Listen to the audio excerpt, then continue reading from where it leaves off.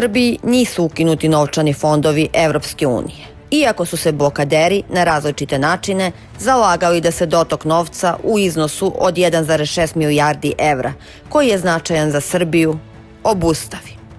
Ukidanje fonda Evropske unije znači manje novca za nove autoputeve i pruge, odlaganje nastavka modernizacije škola i bolnica, kao i usporavanje rasta plata i penzija.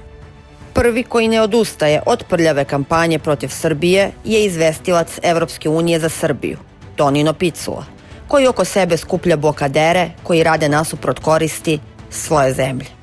Upečatljivi su i odlasci opozicije u Brisel, gde su molili da se Srbiji uvedu sankcije i uključivali se iz hotelskih soba, pričajući za tajkunski N1, da bi nakon 2 dana iz Berlina upozorili na ugroženost novca namenjenog Srbiji.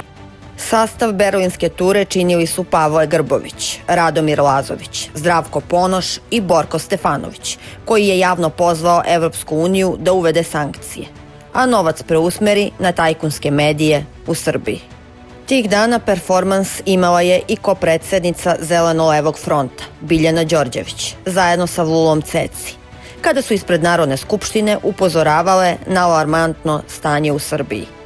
Pored sumnjive ture u Berlinu i performansa Biljane Đorđević, pod znakom pitanja je i odlazak Marinike Tepić i Dragana Đilasa u Barselonu, gde je u tom trenutku bio i Aljbin Kurti.